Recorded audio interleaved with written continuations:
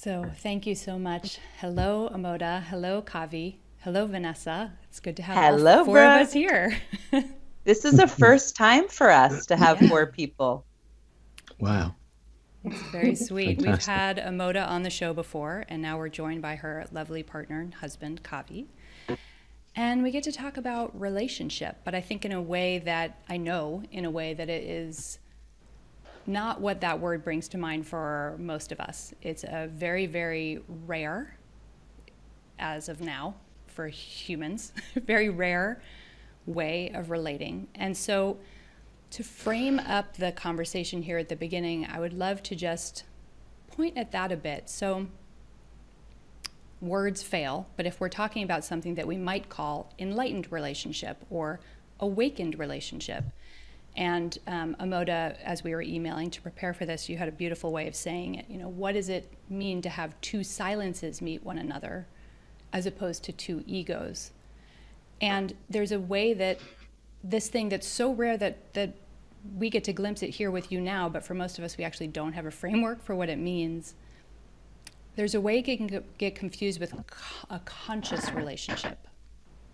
So I think it might be helpful just to frame this up by differentiating what we're here to talk about and how that's different from the more commonly used phrase, conscious relationship. Yes. Yeah, this, whatever we want to call it, very often this idea of awakened relationship is actually the perception of two awakened individuals having a relationship. And to me, that's more of a conscious relationship. Yeah. A conscious relationship is still two individuals who are either fully awake or in the process of awakening, who are conscious in the sense of the desire to meet each other with a common purpose, perhaps, or with similar ideals, or with the desire to listen to each other and hear each other and speak truth and listen to truth, which are all qualities that certainly allow a conscious relationship rather than an unconscious relationship, which is one of codependency, to emerge, to grow. So there's a lot of growth in each individual in a conscious relationship. There's a lot of growth in the relationship in a conscious relationship. But there's still two individuals in the sense that there's my goals, my ideals, my values, and your ideals, your vision, your values, and hopefully we meet in that. And what we're possibly talking about with a new paradigm of relationship is something more. It's quite hard to put words into this because obviously there's still two individuals relating, but the experience of it is that there's no need to discuss or agree on values or goals, and there's no push and pull. Somehow it happens and has always happened from the initial meeting to express itself as one one mission, one vision. It's almost like there are no longer two individuals. there's only one being expressing itself through this relationship. So it's actually less about two awakened or conscious individuals having a relationship, but what's awakened is the relationship itself. What's enlightened is the relationship itself. And that has a very different frequency and sort of space that it inhabits. And that's not something that has been planned or manufactured or envisioned or agreed. Something that's kind of happened and taken us by surprise over time. So, you know, even in conscious relationship, there's usually a degree of codependency that goes on. It's not a codependency that it's a codependency that still has a subtle agenda of the need for us to agree, the need for us to have the same spiritual values, the need for us to have the same ideas about conscious living or conscious parenting, or you know, that kind of thing. And very often when that is not met, there is a subtle retraction or rejection. What's different in this relationship is that nothing is presupposed. Nothing is it all flowers within the relationship. So all possibilities are opened to. There's no limit to what the possibilities are. So in that sense, it becomes very creative. It's less about your needs and my needs. In fact, it's not about need at all.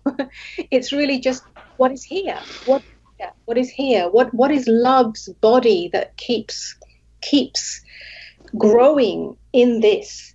What is it saying to us? What does it want from us? Yeah, and we're both servants to that. Yeah.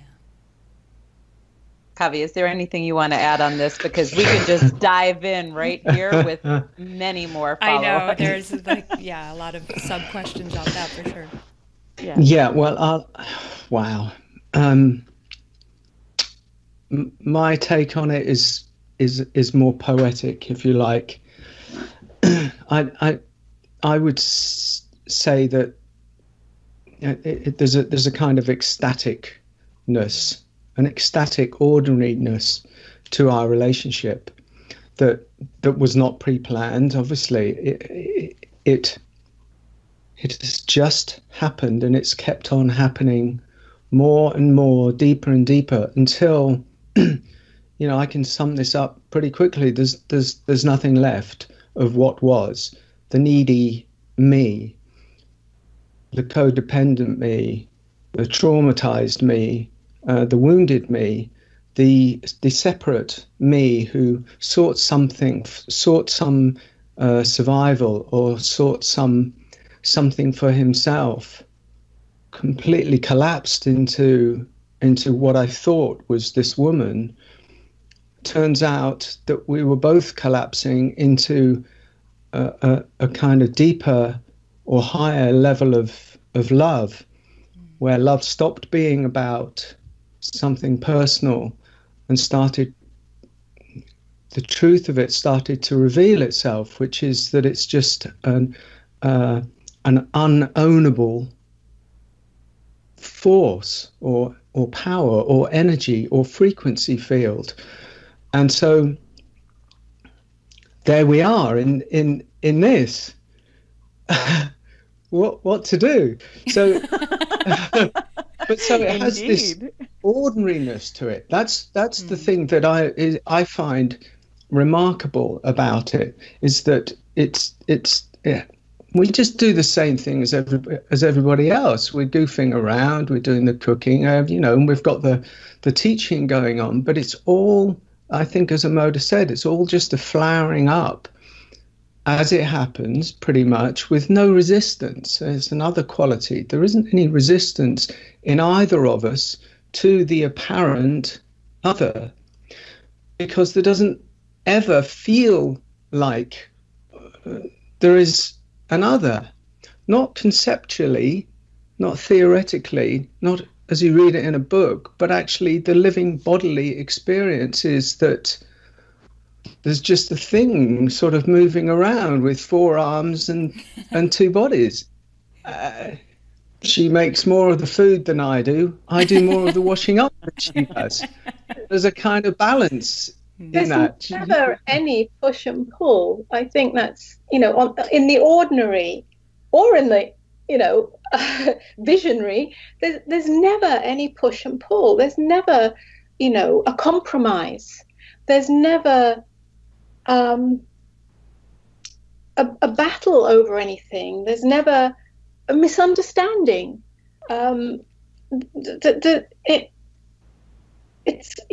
sort of always has, and perhaps increasingly so. I don't know. It's hard to see it from the inside. It just all has its natural rhythm, whether it's something to do with the everyday reality, like the washing up or the whatever. It's like everything, those hands, those arms, those legs, these arms, these legs, they all find their right place. So it doesn't have to be, brought to the table. I mean, occasionally, of course, there's 2 physical bodies here. And so we do talk about everything, but it just seems to have no battle in it and no resistance to it. And no rejection of the other. There's ultimate kindness. There's ultimate tenderness. That's the other thing. There's never a feeling of like, oh, he said that and I'm hurt, so I'm going to shut myself down just a little bit. All the subtle, energetic games that happen, power games that happen in relationship, which are so normal. We have completely forgotten about those. We can't imagine how it would be to operate in that way. So nothing is closed down from. There's no hidden hurt. There's no resentment, which means there is a lot of space for something else. And that something else is what's happening for us. Yeah, but maybe we'll wait for some more questions before we go. Yeah, because, what you two are presenting, even in your own words, it's a new paradigm for a relationship, which is beautiful, a new inspiration that we could all attune to. And especially in spiritual circles, because, historically they weren't speaking about intimate relationships. We're in a new age. We're dawning of a new consciousness. And I think I understand why it was hard to put words to it first, Amoda, because, you're saying like we're one, but we're individuals, but we're not individuals. But of course, right? And it's easy for the mind to try to relate from where it's at. And it's very easy for people to see relationship through the lens of codependency. And you both mentioned it and you write about it in your book. And I think this could be a nice place just to define codependency and talk a little bit about need in contrast. Is that comfortable? Okay. So I'm going to read a little blurb from Amoda's book, Embodied Enlightenment. And it goes like this. The attempt to mend, improve, or even spiritualize relationship, when rooted in need, has no possibility of real transformation. Need is the same as saying codependency. And I go down a little bit. Codependency is the state of the majority of relationships.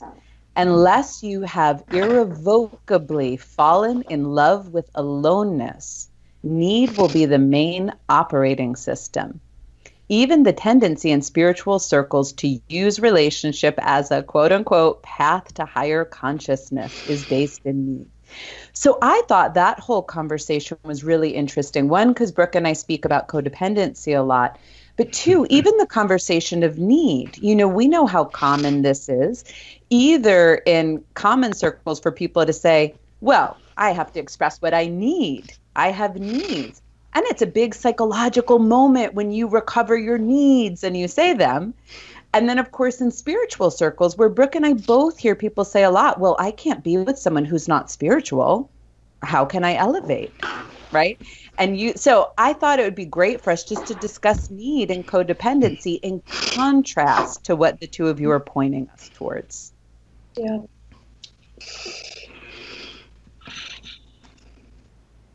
Well, first of all,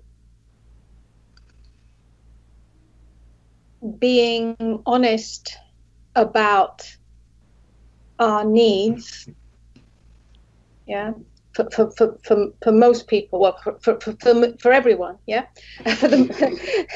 for humanity in relationship, to be honest about feelings and needs, and feelings and emotions will come up in reaction to what is not being met. So where a need has not been met, the need to be seen, the need to be met in honesty or in truth, the need to be listened to, and so on. The majority of conventional or normal relationship, and certainly in generations prior to ours more so, is that those primary needs to be seen as me, to be accepted as me, and so on, have been very much suppressed, yes, due to cultural and social norms, and gender roles.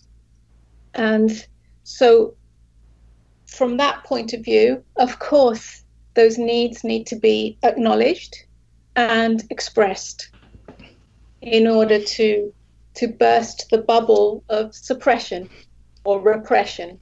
That's primary. That's basic. Yeah.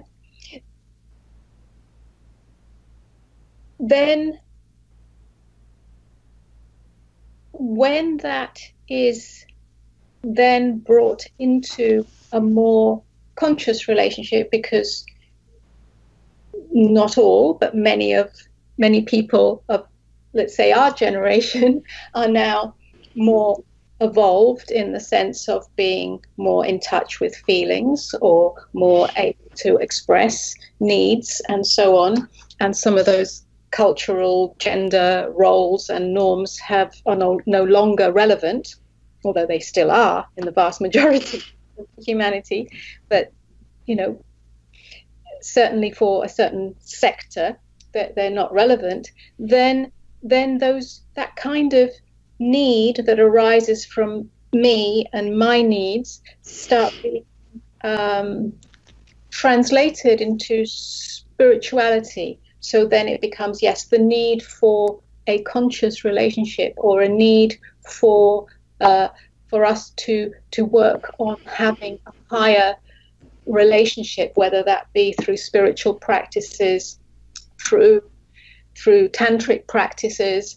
And so then that need to have a perfect or special relationship, which is always to do with me, yeah, my need to be loved, yeah, and in order for me to be loved, the relationship, the other, responds to me perfectly, or is perfect in my eyes, is perfectly loving, perfectly approving, perfectly spiritual, perfectly whatever it is that has been projected onto that, usually unconsciously. Yeah? It's not a conscious projection, it's just there as the sort of background scenery of what we bring into the need for relationship.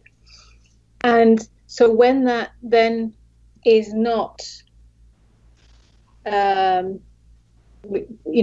not the truth of it, because nobody can be the perfect person and nobody can live up to those projections of perfection, then starts the disappointment, the falling out of love, the resentment, and all the subtle ways that can manifest, which creates a distance between two people. And they have to work on the relationship to become intimate again, to have the same intimacy that was there in the initial falling in love. So the dream of relationship, the dream of the perfect relationship starts to crumble, and then we're left with the reality of relationship, and then you have two people who either battle it out or suppress it and become more distant and lose intimacy and lose love. And so you can probably hear in all of that there's a lot of energy in that. Yeah, there's a lot. Yeah, it's dense. Yeah, it's dense. Relationship starts to become a dense ground in which we have to either work on ourselves or work on each other or work with each other. So then one person either takes the responsibility to self work, whether that's through spirituality or psychology or some kind of therapeutic practice or some kind of insight, some self-awareness. They start to work on themselves, but then the other person isn't. And so that creates a problem. So then there's the need for the other person to work on themselves spiritually, psychologically, etc. And so that adds another layer of codependency. And so it goes on. And either relationship collapses because it becomes untenable, or the rift becomes too big, or the battle becomes too big, or we simply have moved on, or there's some attempt to work on it, and we have the same spiritual practice, the same spiritual teacher, the same marriage counselor, the same tantric practice, and we experience some kind of unity, some kind of deeper connection, some kind of deeper intimacy and understanding, and for a while that's good, and we seem to have a more conscious relationship, but we're still operating in the same paradigm of codependency. It's just become more subtle and more refined. Yeah. And then there's something else. I was like half laughing only because I've lived through this. Yeah, we all.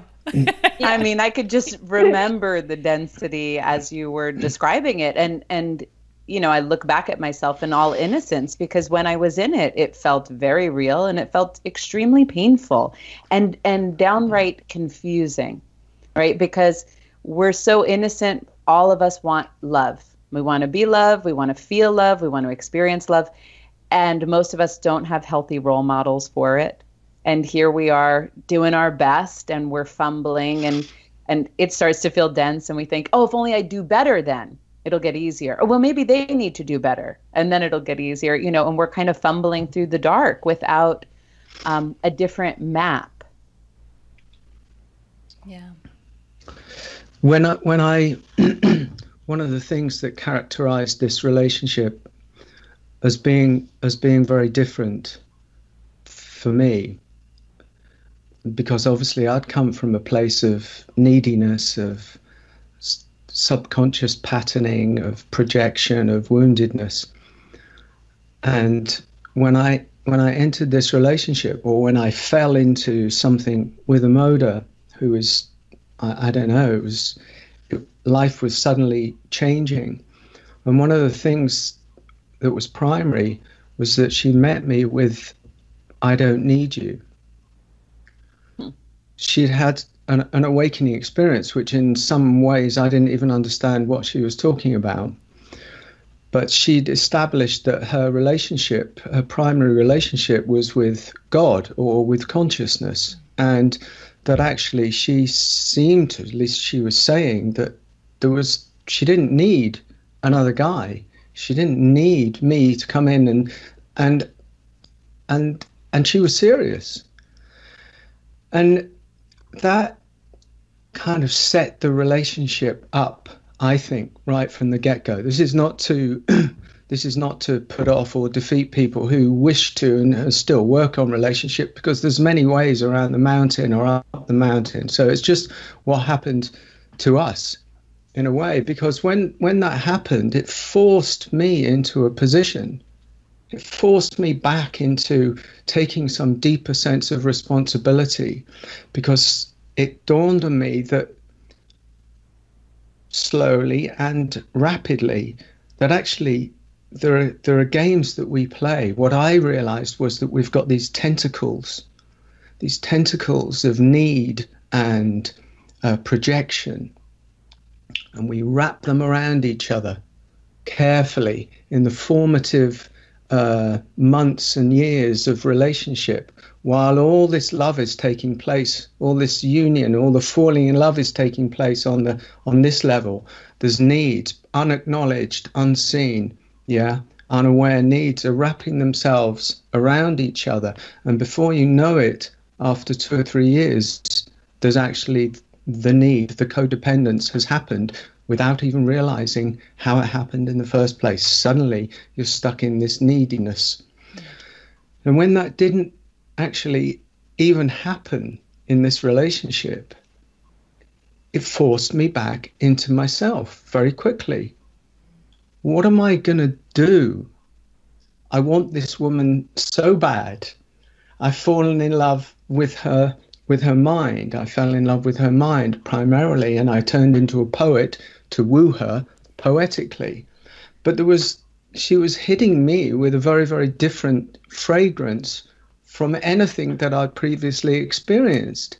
And so there I was in a situation where I needed to actually begin to take some deep level of responsibility for the neediness that was happening inside me. And that, for me, that began the collapse of self. You can't have two things. You can't really have neediness. And we're not talking about the neediness of I need food or I need shelter or I need, we're kind of talking about the ones that we all acknowledge, the neediness that entangles you with another person, that is an unresolved, unaware, unconscious neediness. That's obvious what we're talking about. But you can't carry that neediness and be awake at the same time. They're like water and oil. They just repel each other. You're either in one or I guess you're in the other. And so at some point on the journey in relationship, whether the other person is still in neediness or not, you have to meet that. You're called by love and awakening to meet your own neediness and to resolutely let go of it. And that in itself creates some, extra collapsing of the false self. Is that, Amoda? Is that your... Yeah. If I can just add to that a little bit. Absolutely. We don't, first of all, we don't have a formula for anyone else's relationship. Right. There really is no how to. There really is no, this is the way it should be done. And if you do this, if you have this approach, this attitude, and so on, this is what you'll get. We don't know. We really don't know. It's a mystery in some ways. But what we do know is that this, and you mentioned it, Vanessa, in the quote that you read from my book, you have to fall into aloneness. Oh yeah. To fall in love with your aloneness if you want to purify of need all the way, so that true love can flower. Whether you battle it through relationship or not is not our business and is only the individual's business. And every relationship, at whatever level, with whatever hardship, always has growth in it. Yeah, there's always growth in relationship. It seems to be the place, the way that we at humanity's current level of evolution, that relationship is mostly a challenge, painful, and so on. That doesn't make it wrong. That means there is a lot of growth in that or through that. All we're doing is sharing what seems to be a rare flowering that is possibly the direction that relationship is moving into. So having said that, and I'll relate it to my experience, for me, the awakening that happened it was about 16 years ago, the awakening that happened was not an awakening that simply was the realization of non-duality. It was an awakening that totally collapsed the self into what I call God, into the totality, into existence itself, so that there was no longer any vestige of separation between me and existence. Yeah. Now that can be misconstrued, yeah, because obviously there's still a me and a body here. But what I'm really saying is that the fear, the need, the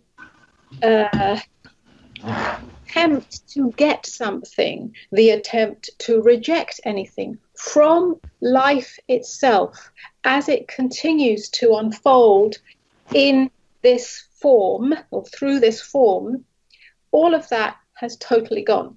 So the need to get love, the need to be loved, the need for anything, approval, the need for acceptance, and so on and so on, all of that fell away in one fell swoop, which meant that there's nothing to get from relationship.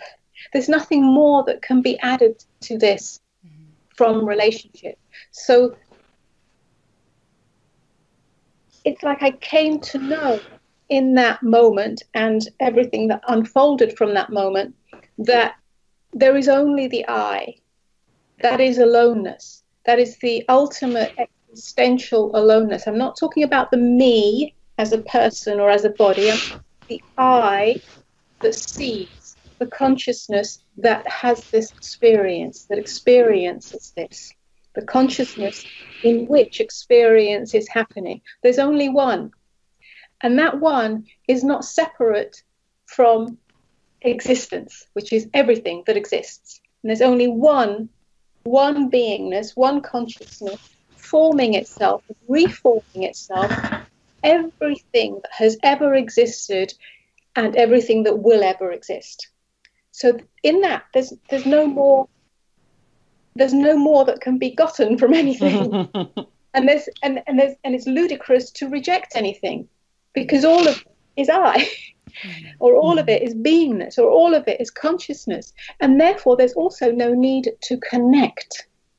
This idea of connection that comes up is only from the perception of separation. Yeah? That somehow oneness or unity is found in connection. Well, that only is true from the perspective of separation. If there is no separation, there's nothing to connect to, because I am that. Mm-hmm. So then when we translate all of that into a human relationship, a relationship of form, can you imagine how different that would be? It's not that is the realization of awakening, and then I'll carry on having a relationship. In the other paradigm, there can't be two paradigms. So this is why it was such a surprise. This was why it's sort of a surprise that has continued over 16 years and yet has become ordinary to us. To us, this is ordinary, but it's still a surprise in some ways. Yeah, is that it's a paradigm. We don't need to connect. I don't need anything from him. I don't need to be loved. And yet all there is oneness. All there is love, but not from a paradigm separation of give and take, of it doesn't have. Love is not something that can be given or received. It's collapsed all polarities. It's collapsed all duality. It really is the living of non-duality, if we want to use that terminology. So it's being lived as this relationship, which we often have difficulty even calling it a relationship. Relationship is something that you have. That's the conventional terminology.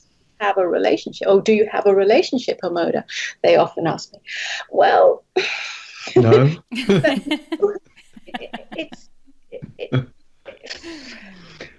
Yeah, that's where words start to collapse themselves. So let me just backtrack a little bit, perhaps, and say, until we have, as individuals, fully realized the I that is all and live as that, then this new paradigm of relationship cannot truly take place. So in that sense, it goes back to our responsibility is primarily, if we have anything to offer or teach in this or use as a pointer, is first of all, first of all, realize who you are as the I all the way and live as that in every aspect of your life. Come to know the silence that you really are and live from that. When you live as silence, you don't bring a narrative of need or a narrative of, it's always about need, isn't it? And I need this and I need that from life and I need that from you and I need to be loved and I need to be approved of and I need to be safe and I need to be secure. Yeah, we don't come with a narrative. There is no more narrative. And then the whole thing, you live as silence in the world and then everything is inside that. Relationship is not something specific from which I can get anything more. All of it is relationship and all of it is not relationship. Yeah, you're living as that. And then if by any chance somebody, another form appears in that, and the grace of it is that they are also living as silence, which may not happen straight away, but may happen over time, or it may happen straight away. Well, then you've got two silences meeting. And when two silences meet, there is an incredible, at least from our perspective, and that's all we can speak about, an ecstatic joy, an ecstatic joyfulness to every moment.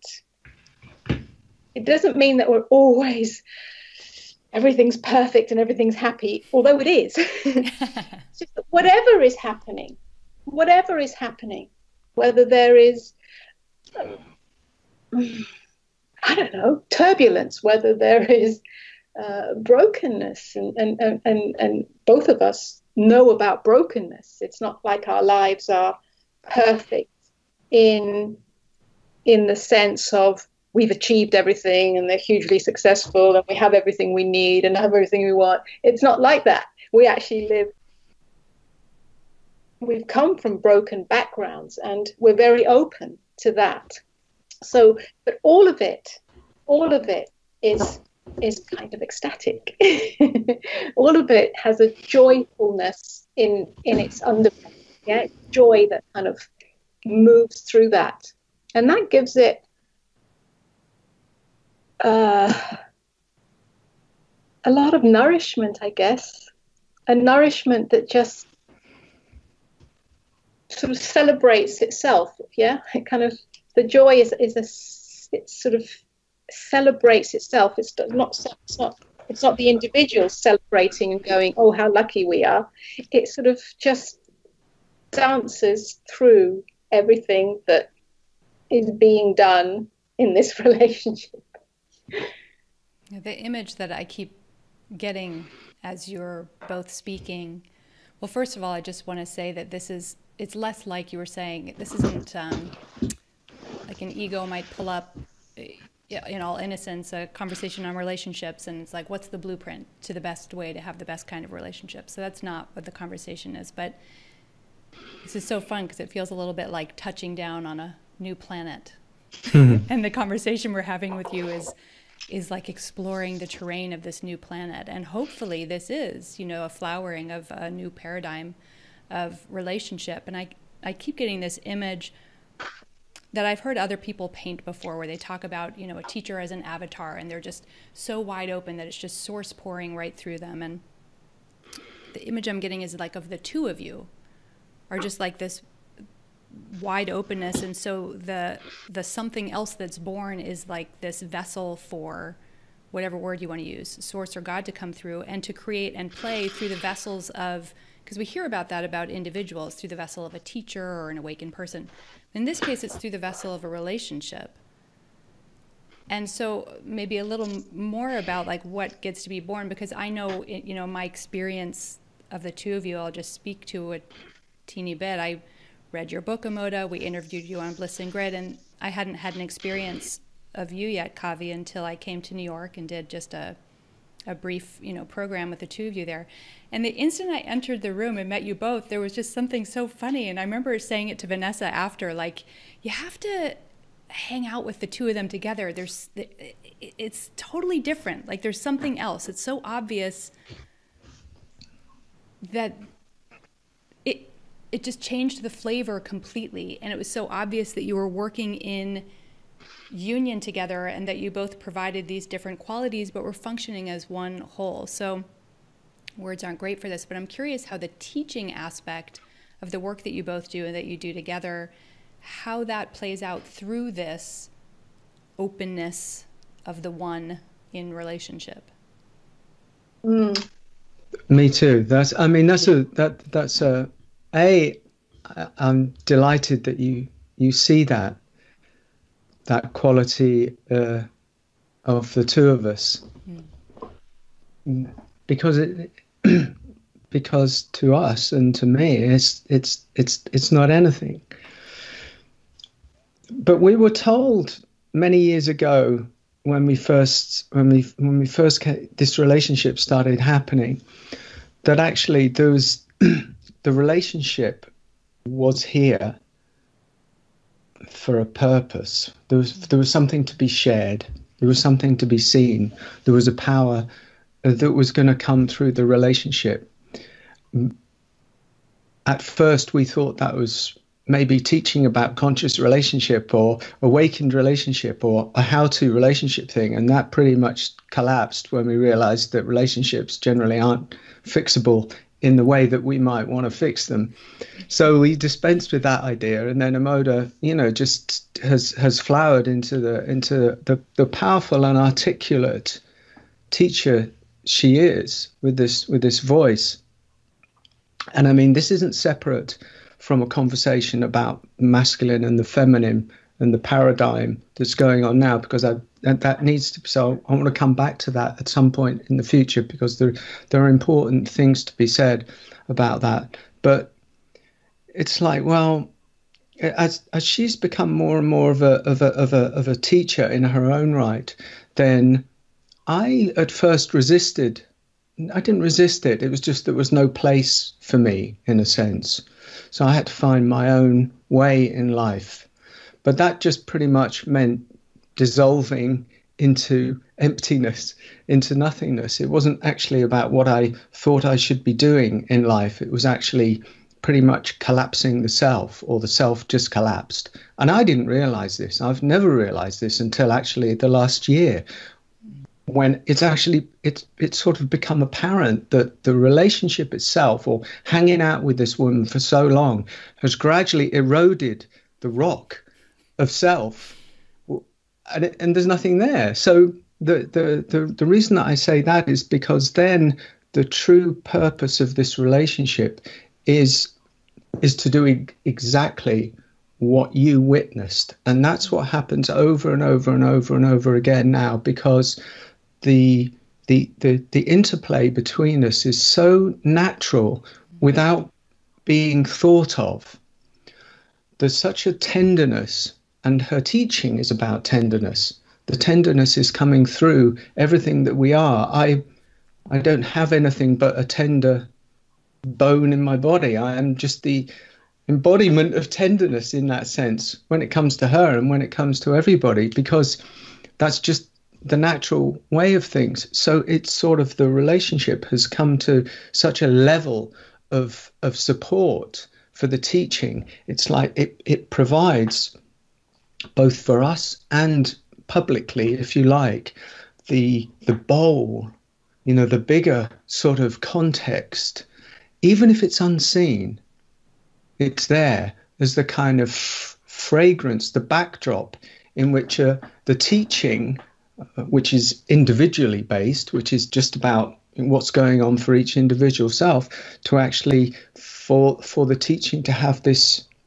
great depth, I think, and great maturity. Because when people know, and this is an important point, I think, when people know that it's not just coming from one who has awakened and has stayed in that rarefied state, but is no longer capable of having a relationship in the ordinary world,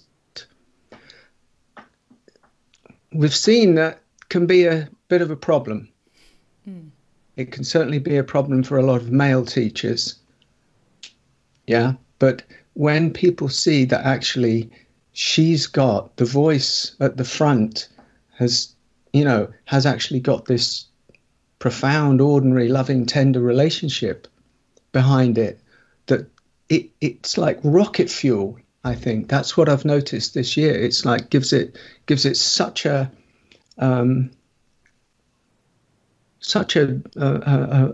groundswell of power that it becomes delightful. Because I'm not that serious in many ways. I bring a lightness to it. I bring a lightness. I bring I'm crazy. I don't care too much, and I care so much that I can dance around outside most of the parameters. And I think that is a breath of fresh air. That's why this is unique, because I bring my personality to it. I'm not scared of having a personality. As a spiritually awake person, I don't care whether there is a personality or not. So I can bring that refreshingness to the spiritual conversation, because the spiritual conversation can get very dry, very serious, very, earnest. And I'm there to kind of shatter some of that, so that then we can keep going and go much deeper.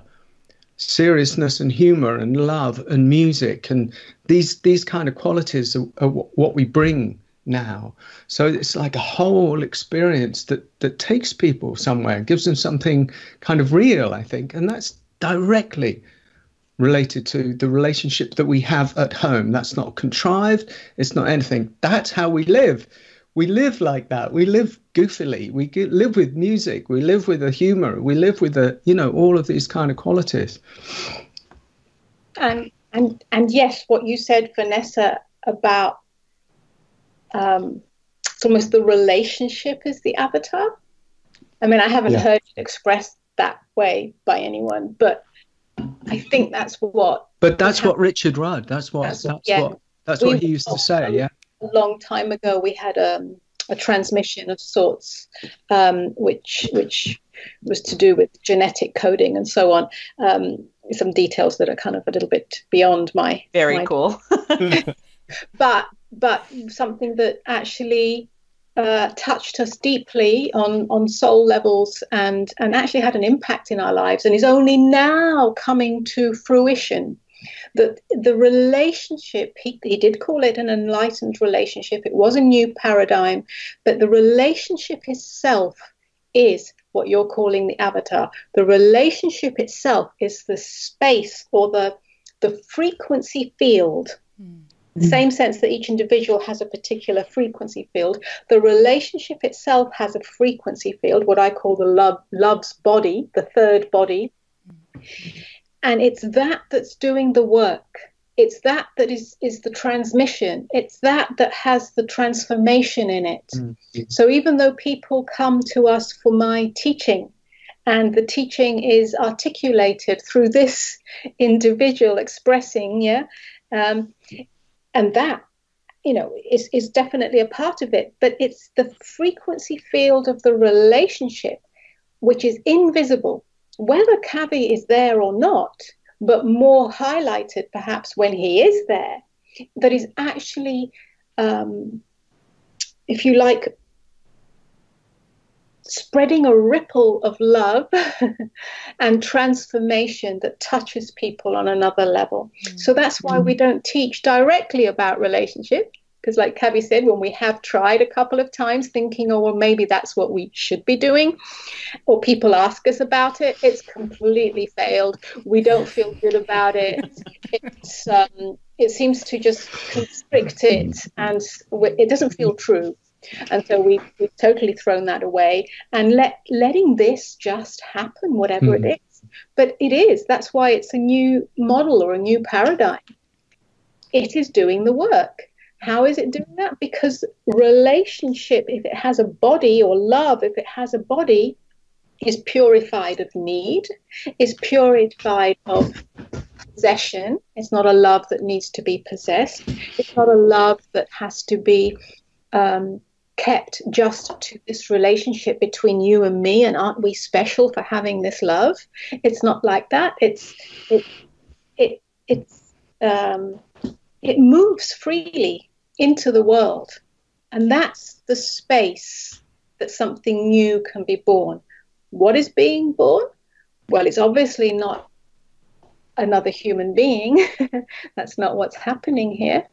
What's happening here is something is being born into the world. That's not for us to preconceive, but it is for us to nurture as it arises in this field that's happening here.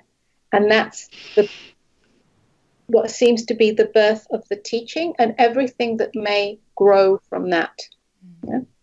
So, and then that starts to impact other people.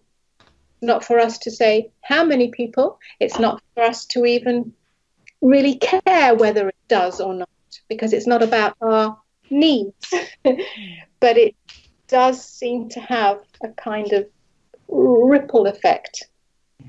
It's cool to bring the energetics in to the conversation, even though you all aren't saying that. But, when Brooke and I got to spend time with you at the Science and Non-Duality Conference, exactly what Brooke said, you do make sense together. And immediately a greater level of lightness and humanity is brought forward. It's like it's immediate. So there's this relatability of this potentiality of awakeness as not losing your human life. A lot of times as we're going through these realizations and you're scared of losing yourself, and what are people afraid of? I'll lose relationship, and it may happen, but it's not that you're doomed not to have love or partnership or fun or friendship and all these things. So it's really cool to have that as a model.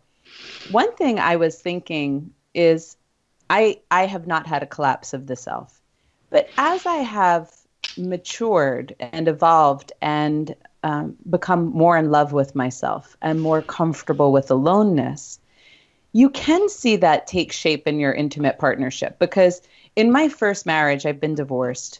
It was objectification central. I mean, really. He changed at one point, and my ego was like, you are not allowed to change, because I signed up for one thing and I really wanted him to hold to the bargain we made. It was really a reflection of a lot of pain and misunderstanding. But now as I go, what I notice as I keep being more comfortable with myself is you can see the movements of those ego structures much more clearly. You can bring some of that awareness in, like, let's say, for example, he wants to travel with the boys on a vacation weekend, and your mind goes, no, but you need to be here with me. And then I think, really? Is that true? And if so, why? What is happening? And it slows it down. So I do think that it's interesting because you guys are speaking about potentially a rarefied state, hopefully the state we're all moving in. But I think even as somebody gets to know your teachings and gets to know reality for themselves, just touching into that brings you closer and closer to having a relationship that's based on authenticity rather than objectification and need. Yes. 100%. Yeah. This is not when we certainly don't want to suggest that it's such a rarefied state that nobody can get to it, because as I've said, what happened for me in what I've actually discovered is the collapse of the self is that it didn't collapse suddenly. It collapsed gradually. It eroded. It didn't collapse. Collapsed is the wrong word. So what's the difference between what I'm describing and what you're describing, Vanessa? I don't see any difference. Sure. There is no difference, because anything that leads us to a softness that can grab our neediness or grab our projection or suddenly see it and soften around it, is like that's the only option you've got in relationship. And it's probably the only option you've got anyway, unless you're going to draw the awakened I'm not dealing with that kind of mask down or thing.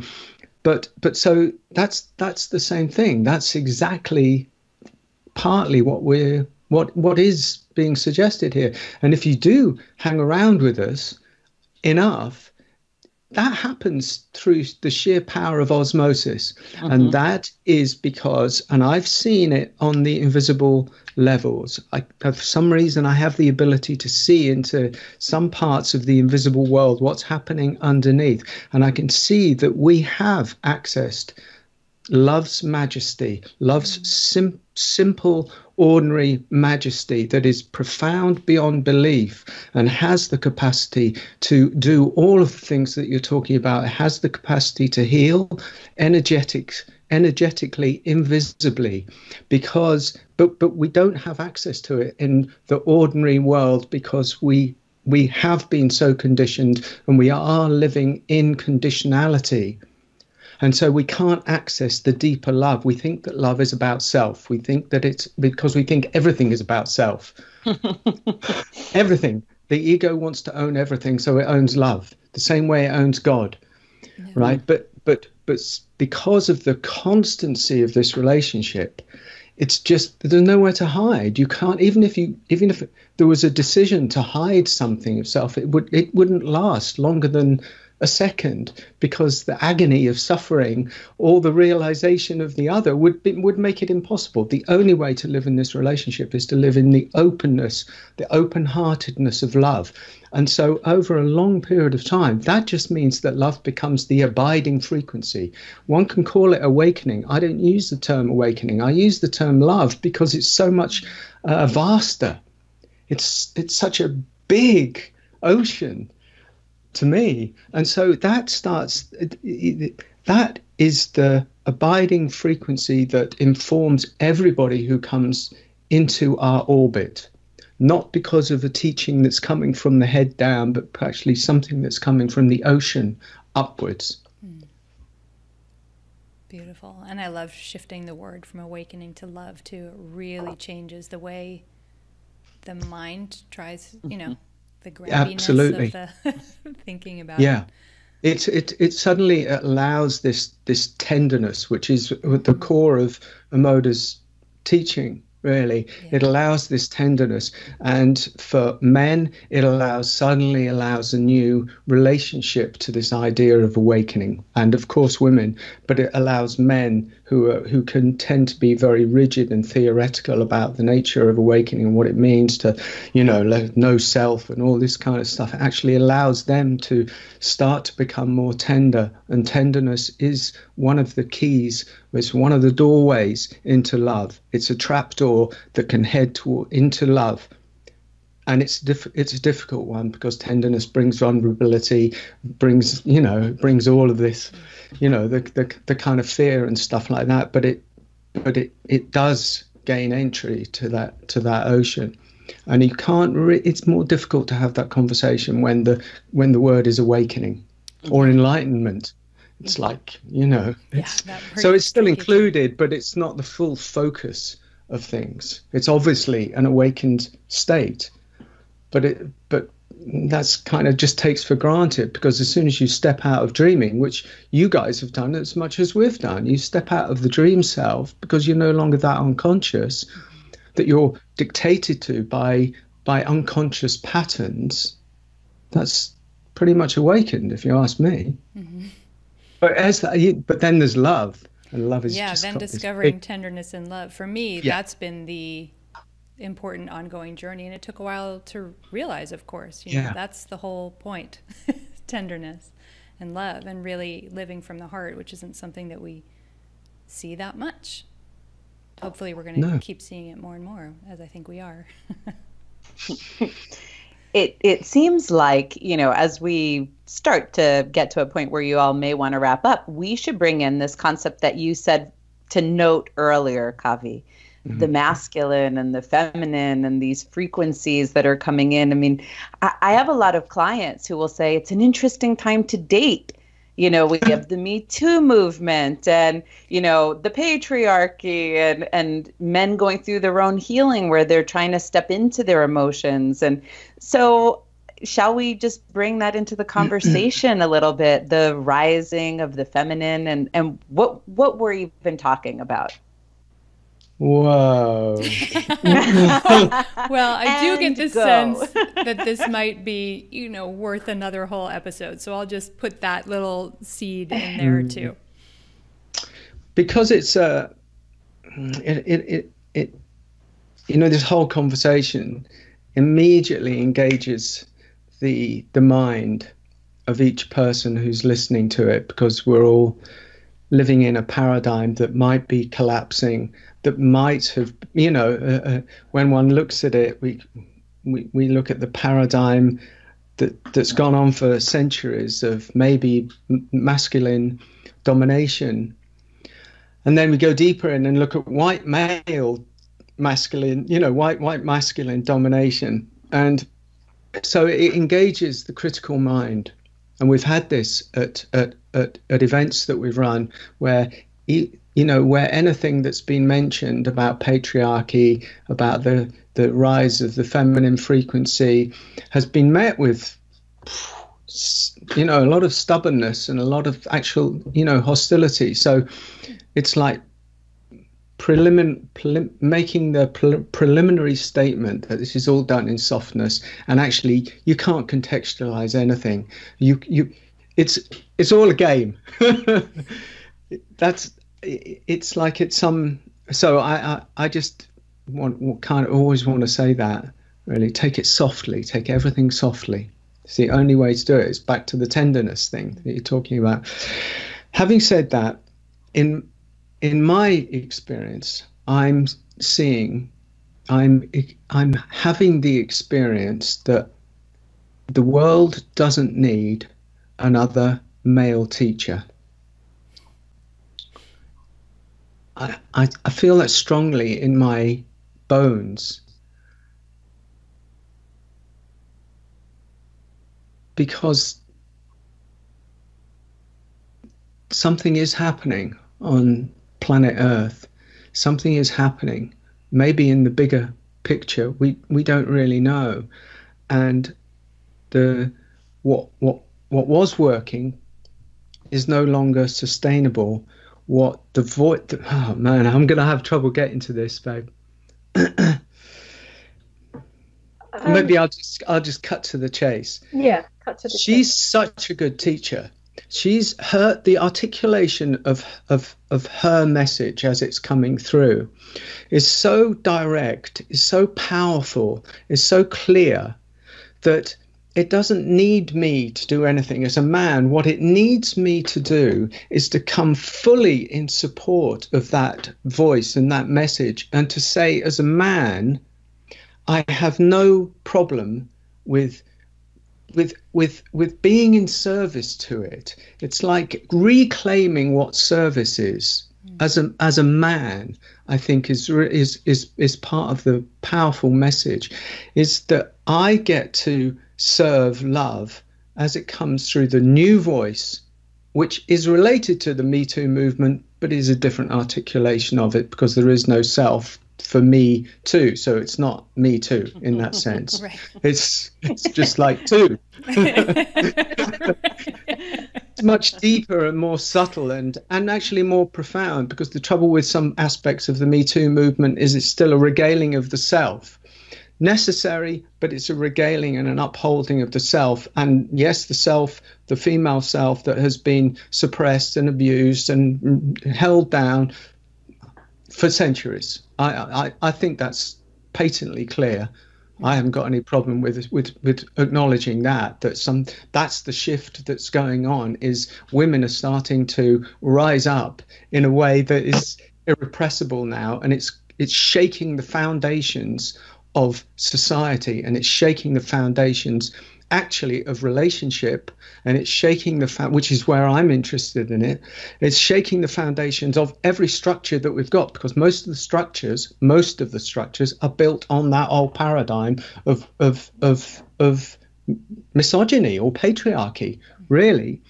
And I know there are a lot of people who won't agree with that, but I think that's a generally agreed kind of thing, you know. And so now these voices are coming up.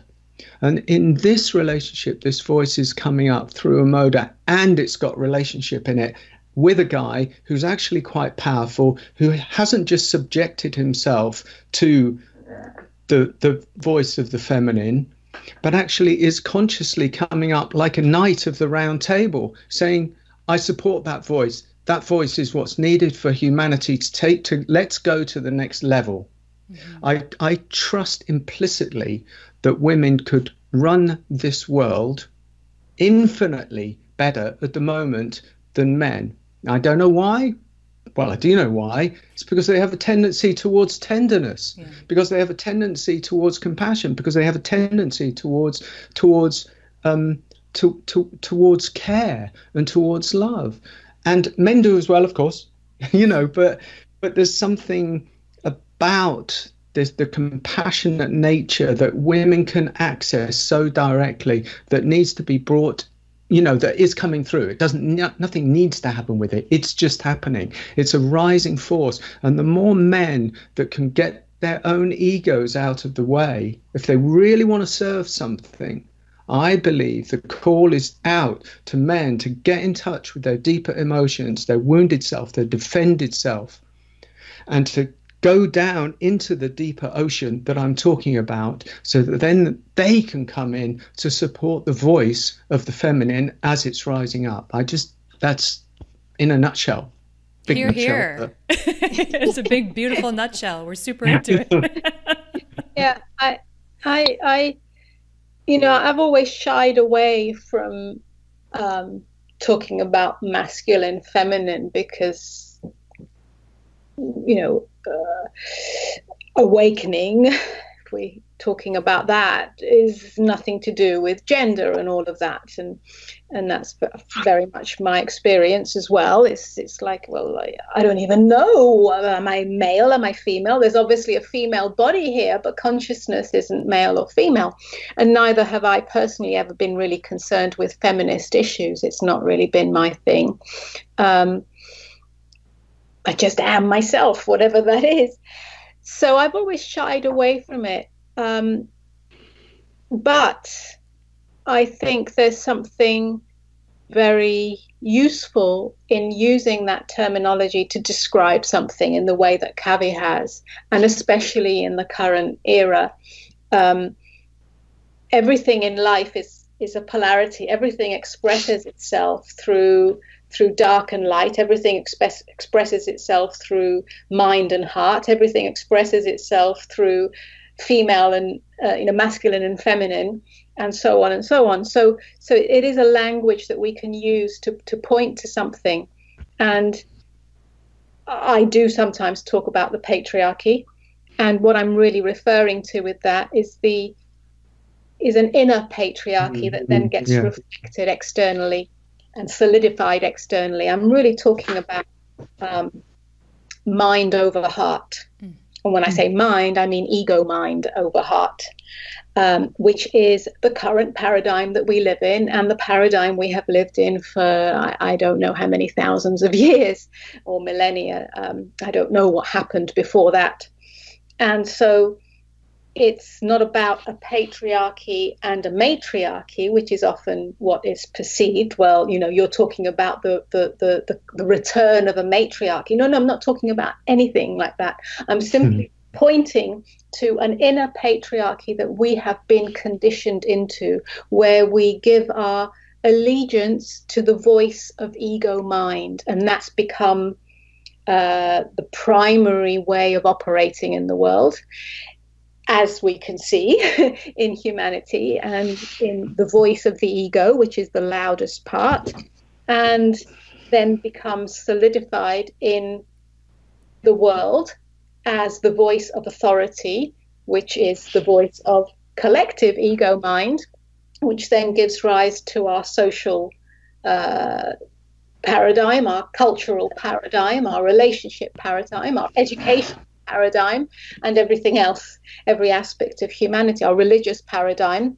So to see that inner patriarchy is very vociferous in ourselves, in each of us, is the beginning of the demolition of that patriarchy, so that mind and heart can operate as one. Not ego mind, but true mind, open mind can operate as open heart, and that shifts everything. So it's not really a return of the feminine or feminine in opposition to masculine. It's a union of the two in which feminine and masculine collapses, and you simply are. You simply are that. I simply am. And in that, of course, there are bodies that look like masculine and feminine, but it's all collapsed on the inside, and that's what we're in some ways referring to when we talk about masculine and feminine, and what we see in not only the world and various establishments, but also in spirituality, where we are seeing more and more the traditional masculine leader or masculine guru. More and more we're seeing various scandals come to light where there has been abuse of power and so on in relationship to the feminine mostly. And what we're seeing is a reflection of this collapse of the inner patriarchy reflected externally. So something new can rise up. And initially, it may be that the new that rises up or comes forward comes in the form of a female teacher who is not operating from an inner patriarchy, but eventually that will flow into male and female. So that's the kind of transformation happening. So I think that's what we're referring to with that. So it's important to refine that we're not using masculine and feminine once again in the conventional way. Yet they are energies that can be, or words that can be descriptive in pointing to certain energies within ourselves. And of course, if you speak about feminine and you relate it with the energy of the heart, we can be talking about more tenderness coming through. Yes. Right? Exactly. And all of us, what I think you were saying is it doesn't relate to gender. Even women may have an internalized patriarchy, and we are all looking to evolve on this level of allowing this feminine face to come through us in the form of tenderness and love and compassion.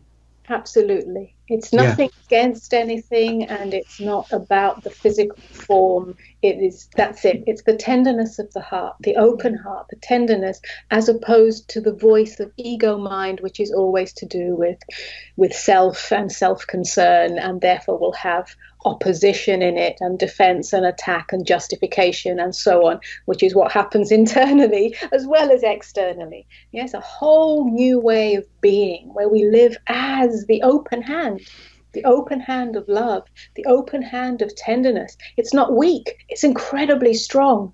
It's incredibly strong because nothing can be in opposition to that, because there's nothing to oppose, because it's infinitely open.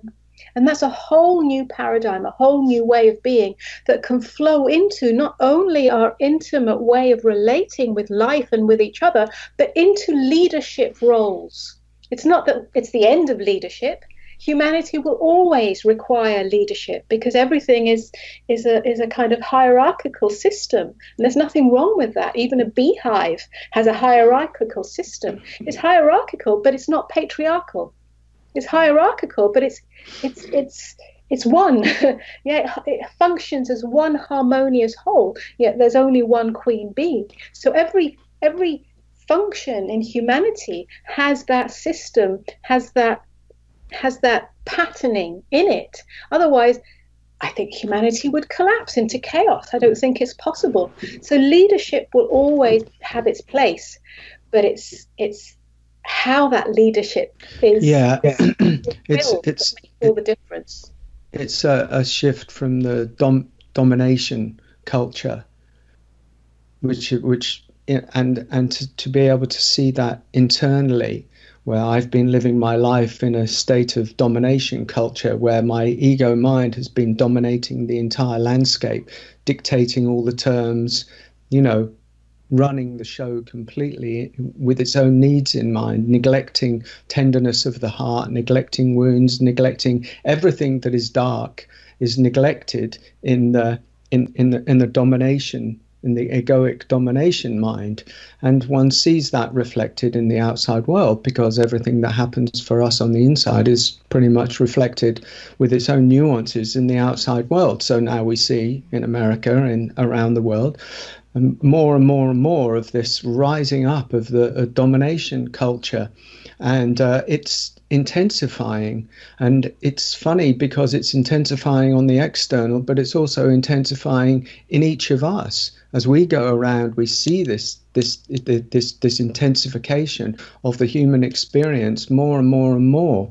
And when people are see that this union is possible, the union of the head and the heart through, let's say, tenderness or awakening for some people, it releases such a pressure, within each person, that they arrive at love, the simplicity of love, the power and simplicity of love, the simplicity of you don't have to live a life with an opposition. Culture always has an enemy. There's always an enemy. It works on the enemy principle, and we tend to work in the same way, that there's an enemy principle. There's an enemy in the world. There's an enemy in this way. You've got to be careful of the world. You've got to keep your protection up. You've got to be defended at all times. And the whole show is run like that. And this is an invitation to something very, very different. And that's a good point, Amoda. I like the way you express that, because that's very, very true. And to feel the exquisiteness of that happening, even though letting go of one's inner dominant force, one's inner dominator, is obviously where a lot of people get stuck, because it's scary, because it brings up fear, because what's going to replace it? Am I going to lose everything? Am I going to lose myself? And all of these things can actually create quite a block, and people get stuck at that point. But it's the exquisite, my message is the exquisiteness of keeping going is far outweighs any of the fear that blocks the passage. Yeah. Most of the fear was an illusion perpetrated by a dominator ego, and it wasn't real. And when you get to the other side, if there is another side, it's so obvious. It is. It's so bloody obvious. It's so like, huh? What's the big deal? It's just love, right? It's the things that we couldn't say, the places we couldn't go, the tenderness that we could feel, the heartbreak for the world, the ability to see each other in each other's eyes. All of these things become utterly normal. And we're here to invite people into that. That's what the teaching is. That's what essentially it is. It's the invitation into that surrender, a surrender that doesn't have a surrender to anything. There is no enemy to surrender to. It's simply surrender of its own sake, which is a softening of all defendedness, which brings us into tenderness, which brings us into openness, which brings us into the possibility of love to grow as the body of the world. And that's what our invitation is, essentially. Well, thank you for sharing the invitation with us today and with all the work that you do. Amen.